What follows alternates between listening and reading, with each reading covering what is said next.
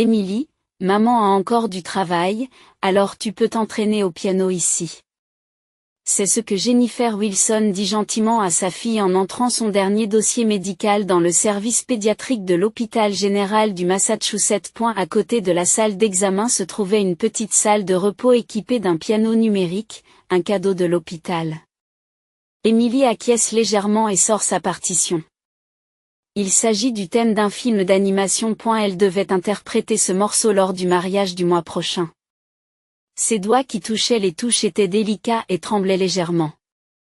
Depuis la perte de son père, il y a 3 ans, elle était devenue plus introvertie. Pourtant, la musique reste le seul endroit où elle peut exprimer honnêtement ses émotions. Une douce mélodie commença à envahir la pièce. Jennifer détourne le regard de son écran pour observer sa fille de dos. Émilie regardait la partition avec une concentration qui semblait dépasser ses 8 ans. Par la fenêtre de la salle d'examen, le paysage de la ville de Boston commençait à se teinter de crépuscule. Sarah, de la réception, entra en frappant à la porte. Ta mère est au téléphone à propos du mariage. L'expression de Jennifer se figea un instant. 2 semaines avant le mariage de sa sœur Rachel. Tout était censé se dérouler sans accroc. Je comprends. Sa main se crispe légèrement lorsqu'elle décroche le combiné. Jennifer? Il faut absolument que tu viennes à l'essayage de la robe demain. Et la voix de sa mère au téléphone avait ce ton indulgent familier, celui toujours réservé à sa sœur Rachel. Oui, j'amènerai aussi Émilie. Oh, Émilie aussi? Mais demain, il y aura des discussions d'adultes. Maman. Émilie est ma fille. Nous venons ensemble. Après un bref silence, sa mère pousse un léger soupir. D'accord. Mais ne contrarie pas Rachel. Après avoir raccroché, Jennifer poussa un profond soupir. Le piano s'était arrêté. Lorsqu'elle se retourna, Émilie regardait sa mère d'un œil inquiet. Ce n'est pas grave. Demain, nous irons voir de belles robes ensemble. Émilie acquiesce lentement au sourire de Jennifer. Le ciel visible depuis la fenêtre de la salle d'examen se teinte peu à peu d'indigo. Une mouette s'envole entre les gratte-ciel. Demain sera sûrement ensoleillé. Lorsqu'elle arrivèrent chez ses parents, dans le quartier résidentiel calme de Beacon Hill, la voiture des parents du fiancé de Rachel, les Thompson, était déjà garée à l'extérieur. Émilie, sois une bonne fille aujourd'hui. D'accord, Jennifer serre doucement la main de sa fille tandis qu'elle s'approche de l'entrée. En ouvrant la lourde porte, elles entendirent des voix joyeuses venant du salon. Oh. Jennifer. Émilie est aussi avec toi, s'exclame sa mère, Martha, surprise. Dans le salon, Rachel et les Thompson prenaient élégamment le thé. Bonsoir, Elizabeth. Jennifer s'incline devant Elizabeth Thompson, sa future belle-mère. Issue de l'élite de Boston, elle est connue pour être une philanthrope impliquée dans l'aide à l'éducation des enfants. Jennifer, Émilie, je suis ravie que vous ayez pu venir. La voix d'Elizabeth est chaleureuse. À ses côtés, son mari William acquiesce avec dignité. Grande sœur. Regardez, regardez ça. Rachel fait signe avec enthousiasme. Sur la table se trouvaient des échantillons de luxueux faire-part de mariage. Elles sont magnifiques. Aucun autre mot ne venait. Il y a 3 ans, lorsque Jennifer a perdu son mari, Rachel n'est jamais venue à l'hôpital. Leurs parents ont dit qu'elle avait sa propre façon de faire son deuil. Mais 2 semaines plus tard, elle avait organisé une fête somptueuse. Jennifer, assieds-toi. À la voix de sa mère, elle s'assit sur le profond canapé, entraînant Émilie avec elle. En fait, j'ai une idée merveilleuse. Dit Rachel, les yeux pétillants. J'aimerais qu'Émilie ait un rôle spécial. À ces mots, Jennifer sentit sa colonne vertébrale se figer. Le soleil couchant qui baignait Boston jetait une lueur dorée sur la façade renaissance italienne de l'hôtel Langham. Jennifer tient la petite main de sa fille alors qu'elle s'approche de l'entrée de l'hôtel. Émilie portait une élégante robe rose pâle et serra la main de sa mère en retour, semblant plus nerveuse que d'habitude. Maman, tu crois que je sais jouer du piano assez bien? Bien sûr que tu peux. Tu t'es tellement entraînée. Le concierge qui les accueillit à l'entrée les guida gracieusement jusqu'à la salle de réception. Et la moquette du couloir était d'un rouge profond et les murs étaient ornés de peintures racontant l'histoire de Boston depuis le XIXe siècle. Lorsque les portes de la salle de réception s'ouvrent, c'est un autre monde qui s'offre à eux. Des tables rondes recouvertes de nappes d'un blanc immaculé étaient disposées avec soin, et la porcelaine la plus fine de l'Enox brillait de mille feux. Des compositions de Winston Flowers en blanc et or décoraient élégamment l'ensemble de la salle. Jennifer. Emily. Par ici. Depuis le centre de la salle, Martha faisait un signe de la main. Autour d'elle étaient rassemblés des représentants de la haute société de Boston, des administrateurs de l'université de Harvard, des mécènes de l'orchestre symphonique de Boston, des membres du conseil d'administration du musée Isabella Stewart Gardner. Environ un tiers des 200 invités ont déjà pris place. Ma sœur, Emily, je suis si heureuse que vous soyez venue. Rachel s'approche dans sa robe de mariée d'un blanc immaculé. Il y avait quelque chose de triomphant dans son expression. Oh, ma chère Emily, as-tu trouvé ton carton de table? À ces mots, Jennifer revient à l'attention. En regardant la table, elle vit des cartes de table magnifiquement décorées. Emily trouve son nom et prend sa carte. À ce moment-là, le cœur de Jennifer s'est presque arrêté. Maman, qu'est-ce que c'est? La voix d'Emily tremblait. Sur la carte de table, le serveur pour enfants était écrit en caractères élégants. Oh, il y a des serveurs spéciaux pour les enfants, alors utilisez-le souvent. Dit Rachel en riant. Sa voix transperça les oreilles de Jennifer comme une lame tranchante. Des rires s'échappent de la salle. Les parents de Jennifer étaient du nombre. Des grosses larmes coulèrent des yeux d'Emily. Nous partons. Jennifer parle doucement mais fermement. Que est-ce qu'il y a? Ma sœur, la cérémonie est sur le point de commencer. Jennifer regarda sa sœur en face. Il n'y avait plus d'hésitation dans ses yeux. Tu as l'intention de faire de ma fille ton spectacle? Spectacle, c'est une cérémonie traditionnelle. Traditionnelle? Où est la tradition d'humilier les enfants? L'atmosphère de la salle s'est figée. Elizabeth Thompson se lève, l'air troublé. Des profondes rides apparaissent entre les sourcils de William Thompson. Jennifer, calme-toi. Sa mère s'approche précipitamment. Essayais-tu de gâcher le mariage? Jennifer répondit d'un ton moqueur. Tu t'inquiètes de gâcher le mariage après avoir bafoué l'amour-propre de cet enfant? Emily s'agrippe à l'ourlet de la robe de sa mère. Son petit corps tremblait. Nous partons. Jennifer prit la main d'Emily et quitta la salle à pas dignes. Derrière elle, on entendait les pleurs de Rachel et les voix surprises des invités.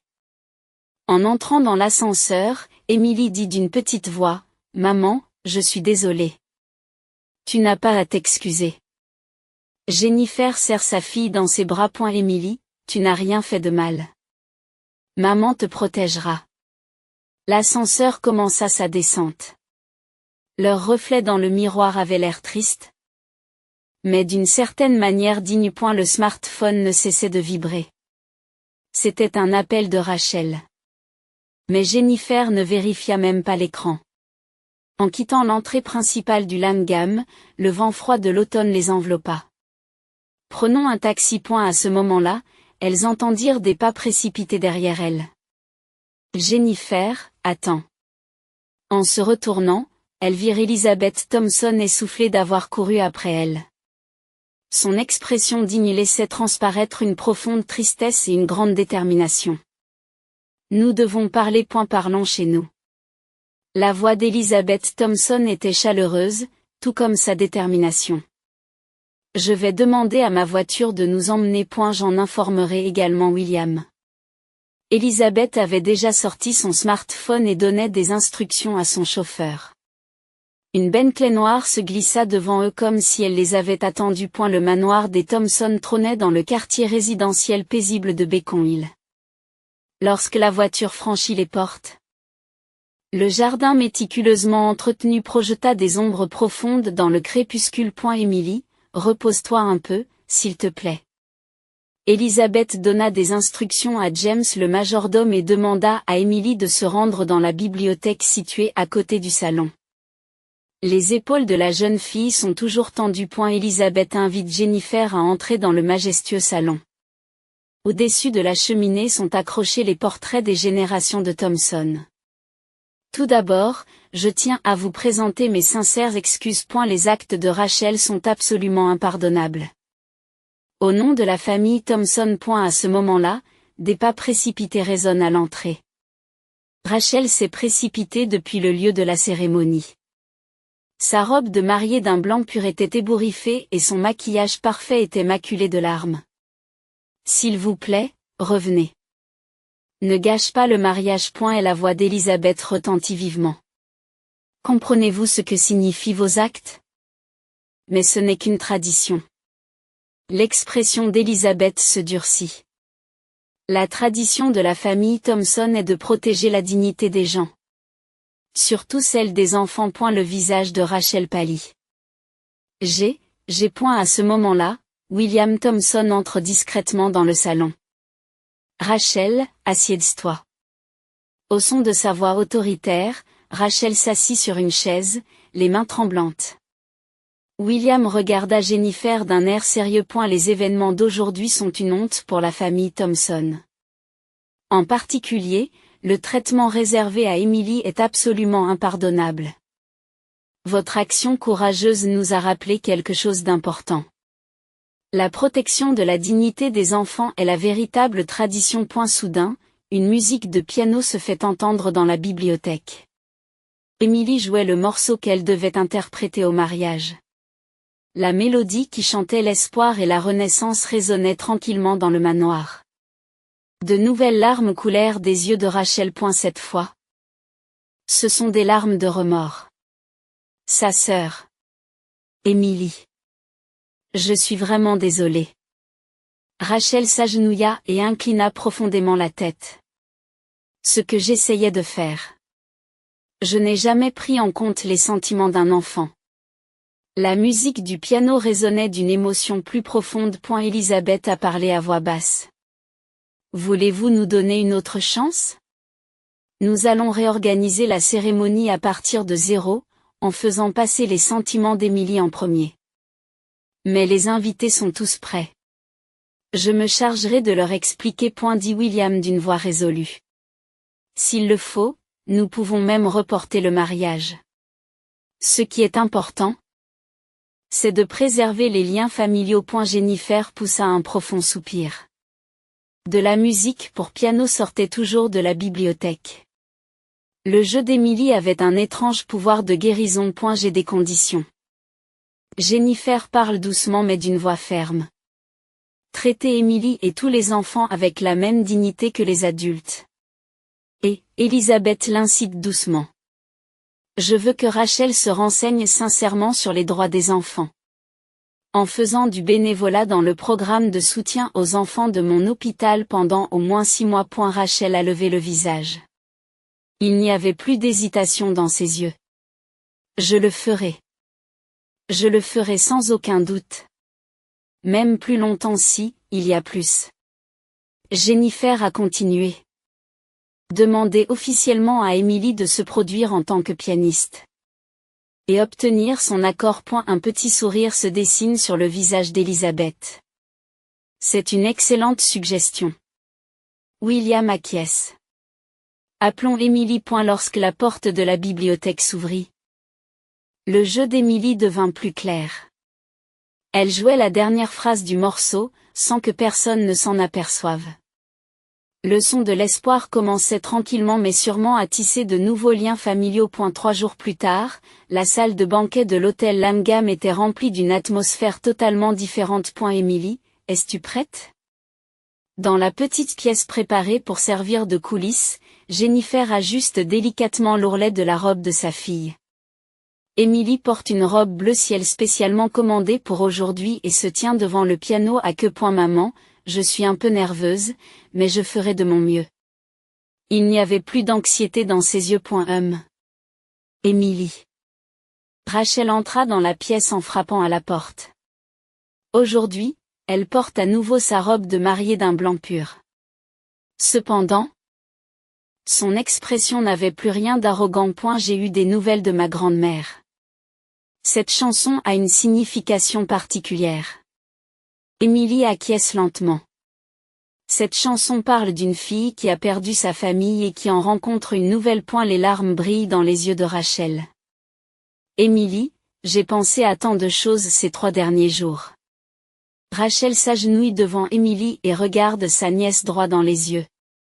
Je suis vraiment désolée de t'avoir fait du mal. Je vais commencer à faire du bénévolat à l'hôpital pour enfants chaque semaine. Parce que je veux mieux comprendre les sentiments des enfants. Émilie sourit légèrement. Tata, tu veux bien écouter mon spectacle? Oui, bien sûr. Alors que Rachel s'apprête à se lever, Elisabeth entre dans la pièce. C'est presque l'heure. William était également derrière Elisabeth. Émilie.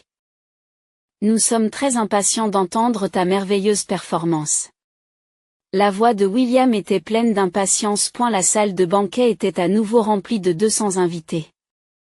Cette fois-ci, la disposition des places est complètement différente, les enfants étant assis aux mêmes tables que les adultes. Et la cérémonie doit commencer par la prestation d'Émilie au piano. Les projecteurs se braquent sur Émilie, assise au piano à queue. Alors que la salle se tait, ses doigts effleurent les touches. Une mélodie chantant les souvenirs de la famille perdue, les nouvelles rencontres et la renaissance de l'espoir enveloppa toute la salle. Jennifer assiste à la prestation de sa fille depuis le public. Ses parents sont assis à ses côtés. Les yeux de son père Georges sont inhabituellement humides et sa mère Martha se tamponne le coin des yeux avec un petit mouchoir. Jennifer, je suis désolée, dit Martha doucement. Nous avons trop gâté Rachel. Et nous n'avons pas remarqué tes sentiments. Maman. Mais en écoutant la performance d'Émilie aujourd'hui, j'ai enfin compris. La famille, c'est se comprendre les uns les autres. Et la performance d'Émilie se dirigeait vers son apogée. Ses sons clairs diffusaient des rayons d'espoir dans toute la salle, comme s'il annonçait une nouvelle aube. Lorsque la dernière note a résonné, la salle a été enveloppée d'un moment de silence. Des applaudissements nourris ont alors éclaté. Les larmes brillent dans les yeux de nombreux invités. Elisabeth sourit fièrement et William hoche la tête en silence. Rachel monte sur scène et prend le micro. Tout le monde, merci beaucoup d'être venu aujourd'hui, dit-elle d'une voix légèrement tremblante. En fait, l'autre jour, j'ai fait une terrible erreur. Un acte qui a bafoué les sentiments de ma nièce Émilie et d'autres enfants. Et la salle se tait. Cependant, guidée par l'amour de la famille, j'ai réalisé quelque chose d'important. Protéger la dignité des enfants est le devoir le plus important de notre société. Rachel s'est tournée vers Émilie. Émilie, merci pour ta merveilleuse performance. Tu m'as appris le vrai sens de la famille. Émilie a hoché légèrement la tête et a souri à Rachel. Et la cérémonie s'est ensuite déroulée dans l'atmosphère vraiment joyeuse d'un mariage. La nourriture est servie, les conversations vont bon train et les sourires abondent. Les enfants et les adultes étaient respectés de la même manière et participaient à la célébration. Tard dans la nuit, Jennifer se tenait près de la fenêtre, contemplant le paysage nocturne de Boston. Émilie était attablée avec ses grands-parents, engagés dans une conversation agréable. Rachel s'approche. Merci de m'avoir corrigé. Je vais vraiment commencer mon travail bénévole à l'hôpital pour enfants la semaine prochaine. Cette fois, ce n'est pas une simple promesse. Je veux vraiment faire quelque chose pour les enfants. Jennifer regarde sa sœur. Au lieu de son ancienne arrogance, ses yeux contenaient maintenant une détermination sincère. Oui, je te soutiendrai. Les deux femmes contemplent le paysage nocturne en silence. Le paysage urbain de Boston scintillait d'innombrables lumières, comme s'il rayonnait d'espoir. La veille de Noël, on pouvait voir la neige tomber et s'accumuler dans les rues de Boston à travers les grandes fenêtres du manoir Thompson. Émilie, cette décoration serait peut-être mieux placée un peu plus à droite. Elisabeth leva les yeux vers le grand sapin de Noël placé devant la cheminée, s'adressant doucement à Émilie, qu'elle avait appris à aimer comme sa petite fille. Grande-mère, comme ça? Émilie ajusta soigneusement la position de l'ornement en cristal du haut d'un tabouret.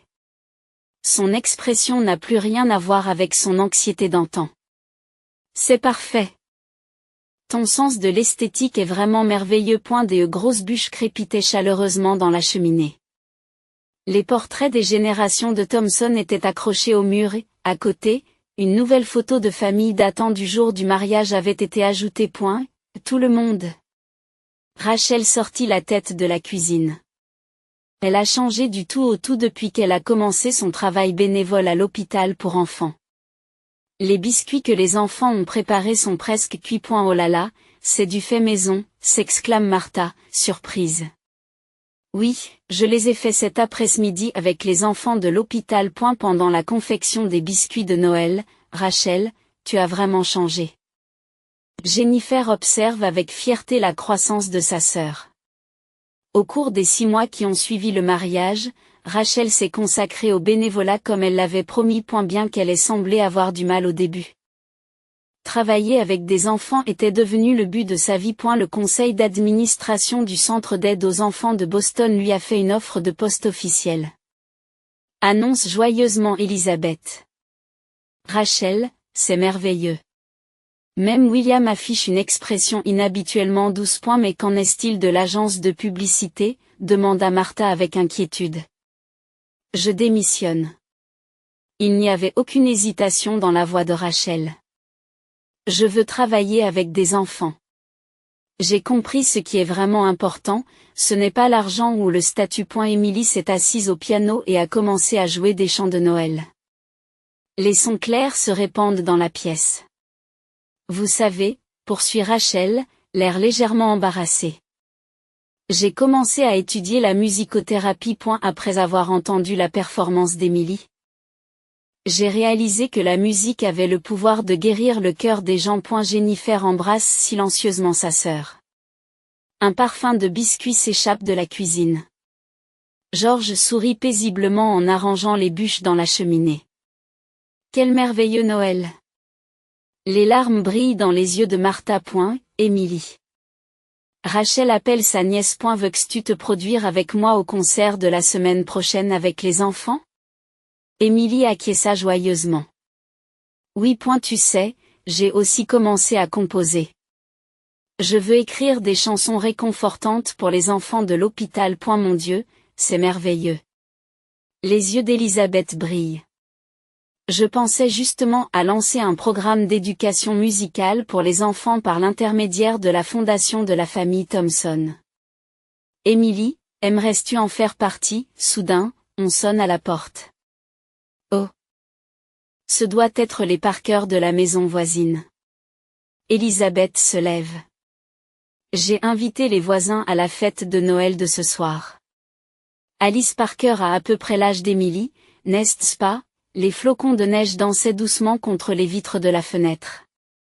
Au son du piano d'Émilie, chaque membre de la famille a joué son rôle dans la préparation de la fête. Nous sommes vraiment bénis.